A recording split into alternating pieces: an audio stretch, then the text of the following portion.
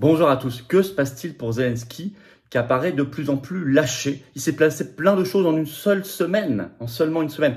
Lâché, vous allez voir, aux États-Unis, lâché dans son propre pays, dans l'Union européenne. Il ne trouve pas de nouveaux alliés. Que se passe-t-il? Certains en auraient-ils marre de lui?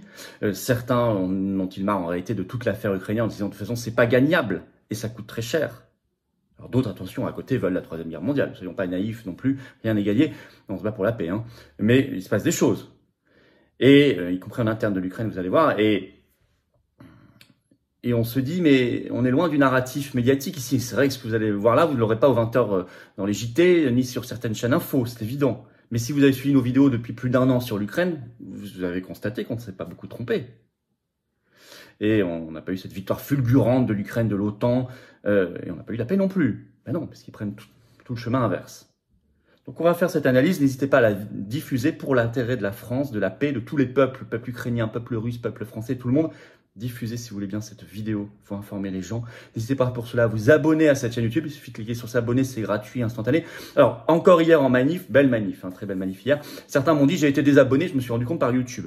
Bah oui, vérifiez que vous n'avez pas été par mégarde. Dans ce cas-là, réabonnez-vous si vous voulez bien, normalement ça ne se reproduira plus.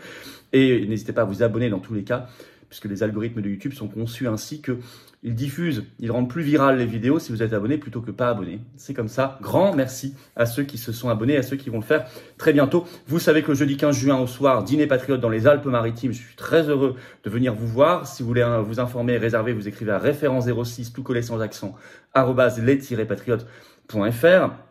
Et j'ai envie de vous dire une chose, c'est que je vous attends. Voilà. Vous voulez vous battre pour la paix?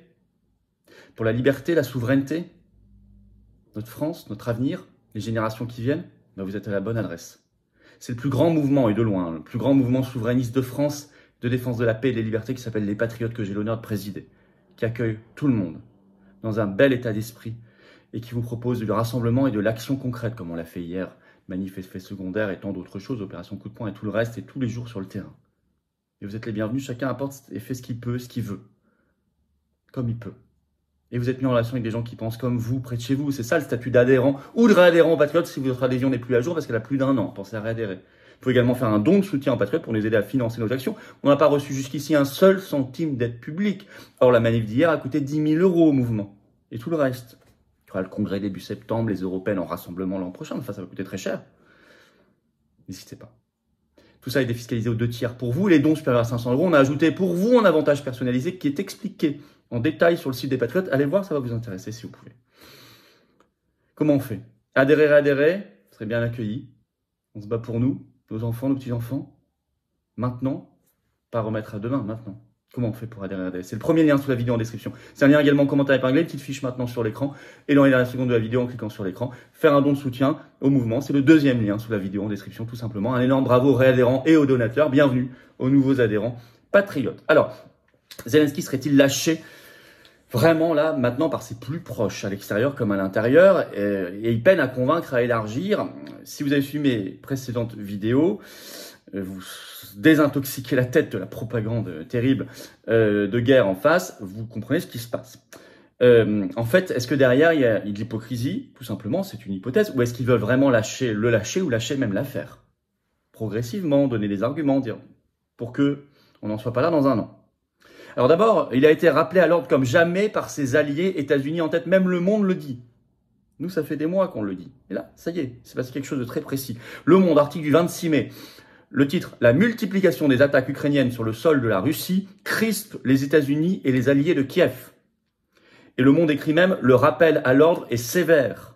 On parle de mise au point, notamment par le porte-parole américain, donc du Conseil de sécurité nationale, John Kirby, ce 25 mai sur CNN. Je vais vous lire le chapeau de l'article du Monde, comme ça vous allez absolument tout comprendre. Washington a fermement rappelé l'interdiction d'utiliser ces matériels militaires pour attaquer le sol russe, comme cela a été le cas dans la région de Belgorod cette semaine. Une position réaffirmée par la Grande-Bretagne et par la France.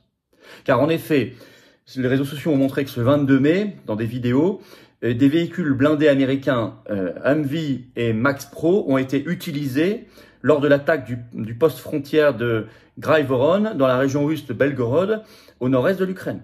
Je cite Le Monde. Et d'autres exemples se sont multipliés ces derniers jours. Je vous lis un extrait. La préoccupation occidentale est d'autant plus grande que les troupes de Kiev multiplient ces dernières semaines les attaques sur le sol russe à des endroits parfois très éloignés de l'Ukraine.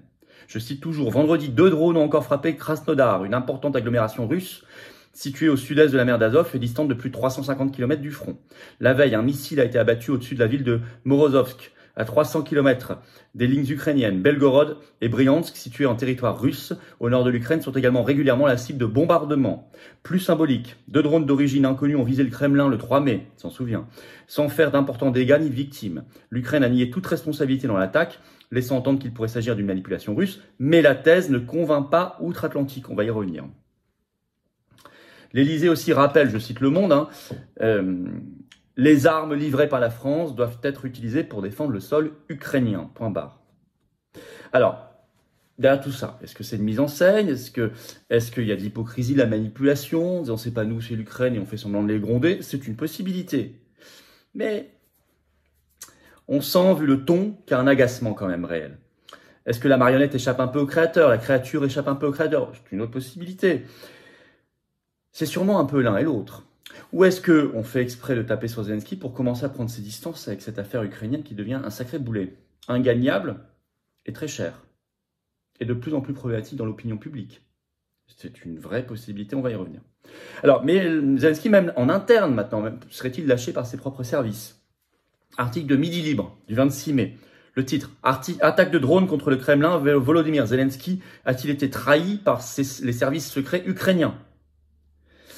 Je vais vous donner le contexte en lisant le petit chapeau de cet article. Début mai, plusieurs drones ont donc été abattus au-dessus du Kremlin, centre du pouvoir de Vladimir Poutine à Moscou. Volodymyr Zelensky a toujours assuré que l'Ukraine n'était pour rien dans cette attaque, mais rien n'est moins sûr. 3 petits points, écrit Midi Libre. Et en effet, selon des informations sorties le 25 mai par CNN et New York Times, je cite, l'Ukraine se cache visiblement derrière cette attaque de drones. On va voir aussi pourquoi les Américains font sortir d'un coup ces informations. Et c'est pas la première fois, il y en a eu aussi début mai. Très gênante pour Zelensky. On va trouver une hypothèse là-dessus. Alors, je cite toujours CNN et New York Times repris par Midi Libre. Plus précisément, est-ce que derrière il y a ces services secrets? Le tout sans que Volodymyr Zelensky ne soit au courant. Les services de renseignement, je cite, américains, ont intercepté des communications qui montrerait que les services de sécurité ukrainiens prépareraient l'opération dans le plus grand secret, mais aussi dans le dos de leur président. Ce serait le cas notamment par le patron du renseignement, Kirilo Boudanov, en Ukraine. À tel point que la presse belge, dans 7sur7.be le 26 mai, écrit ceci, le titre « Zelensky doublé par ses propres espions ». Mais il est lâché aussi même dans l'Union européenne. Et plus que par la Hongrie, maintenant il y a un deuxième pays qui vient de rejoindre, la Grèce. Article de Politico, ce 26 mai. Le titre, mais vous allez voir, ça a un impact extrêmement concret. De nouvelles sanctions contre la Russie, coincée dans les limbes à cause de la protestation gréco-hongroise. Je cite, Athènes a rejoint la Hongrie dans son scepticisme contre les mesures les plus récentes, selon 5 diplomates de l'Union européenne qui s'expriment dans Politico. Et en effet, on apprend, je cite, que lors d'une réunion des ambassadeurs de l'Union européenne le 24 mai, la Grèce était à l'avant-garde de la discussion contre ces nouvelles sanctions. Donc elles sont bloquées. Comme depuis un mois est bloquée la huitième tranche d'armes qui doit être livrée par l'Union européenne à Zelensky, bloquée par la Hongrie. Maintenant, la Grèce va peut-être aussi rejoindre le blocage. Vous comprenez d'ailleurs pourquoi certains veulent faire sauter l'unanimité en matière de politique étrangère dans l'Union européenne pour faire sauter ce droit de veto des États membres. Très dangereux. Enfin, de toute façon, la solution, c'est quitter ce machin par le Frexit. Ça, vous l'avez compris. Avoir sa totale souveraineté. Et puis, en même temps, Zelensky n'arrive pas à élargir la liste de ses soutiens. Et ça, encore une fois, même Libération l'écrit le 21 mai, le titre « Sommet du G7 au Japon, Zelensky n'a pas convaincu les neutres », entre guillemets. Il a même été en partie snobé, écrit Libération.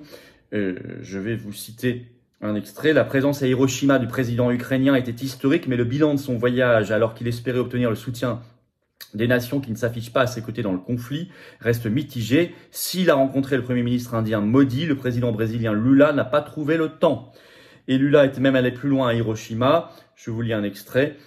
à Hiroshima. Il n'a d'ailleurs pas hésité à tacler le Conseil de sécurité des Nations Unies, je parle de Lula, hein, dans son ensemble, dont je cite, les membres permanents, États-Unis, Russie, Chine, France et Royaume-Uni, perpétuent la longue tradition de mener des guerres non autorisées, que ce soit à des fins d'expansion territoriale ou de changement de régime. Bref, Lula rappelle à l'OTAN, vous nous demandez de ne pas faire ce que vous faites vous, depuis des décennies. Surtout les États-Unis d'ailleurs. Donc un échec, l'Inde l'a rencontré formellement, mais il ne s'est rien passé derrière, et même le Brésil a refusé de le rencontrer. Bon. Même Libé écrit que c'est un échec. Alors en conclusion, est-ce que les États-Unis en particulier se préparent à lâcher Zelensky? Ou même est-ce qu'ils se préparent à lâcher l'affaire ukrainienne, car perdue d'avance, on voit hein, sur le terrain, est trop coûteuse, en termes d'argent et en termes d'opinion publique. C'est pas impossible. Même s'il y a, attention, c'est plus compliqué que ça, c'est jamais une seule volonté unanime à un pays. Il y a un État profond qui, lui, peut avoir intérêt à mettre de l'huile sur le feu. Je pense à Madame Nolan, par exemple, et d'autres, dans l'entourage de Biden, ou dans les complexes militaro-industriels et financiers, qui veulent la Troisième Guerre mondiale. Tout ça est compliqué, mais il y a aussi une volonté, manifestement, de préparer le terrain, de lâcher l'affaire. En le rappelant publiquement à l'ordre, mais aussi en faisant fuiter, je le disais, des informations internes. De plus en plus souvent, les États-Unis font ça. Ils font fuiter par le New York Times, des infos gênantes pour Zelensky. Là, il y a eu cette affaire de... si, vous êtes bien derrière l'attaque de drone à Moscou. Mais il y avait déjà eu par le Washington Post le 2 mai dernier des conversations internes de Zelensky avec son état-major et des conseillers qui avaient été lâchés par les États-Unis et qui étaient très gênantes pour Zelensky. Zelensky avait dû démentir, dire que c'était faux, etc. Et ça montrait un visage très désagréable et surprenant de Zelensky. Surprenant pour ceux qui ne s'intéressent pas beaucoup à l'affaire. Hein. Donc on voit qu'ils font de plus en plus ça. Par ailleurs, dans tous les cas, on peut supputer, mais ce qui est visible, c'est qu'il n'arrive pas à rassembler et qu'il n'a pas une stratégie de paix. Il ne maîtrise plus les gens. Alors, ils vont faire des attaques sur le sol russe, ils veulent le déclenchement de la Troisième Guerre mondiale. Il n'est pas un facteur de paix, je le dis depuis le début. La France, elle, doit jouer un rôle de paix. Elle doit prendre ses distances par rapport à tout ce système atlantiste dont Zelensky fait partie, évidemment. Il a été mis là pour ça. C'est pour ça que la sortie de l'OTAN et de l'Union européenne est une vraie priorité. Elle ne peut pas se faire demain avec Macron, je le sais bien. Mais on peut déjà avoir un discours qui change, une attitude qui change. Et il faudra quitter ces structures affreuses de guerre. Bon, faites circuler si vous voulez bien les vidéos, abonnez-vous à cette chaîne, vous le savez, vérifiez que vous n'avez pas été désabonné par YouTube, s'il vous plaît, prenez la seconde nécessaire pour cliquer sur s'abonner, c'est gratuit, instantané, ça permettra une meilleure viralité et diffusion de tout ce travail de cette vidéo. Grand merci d'avance.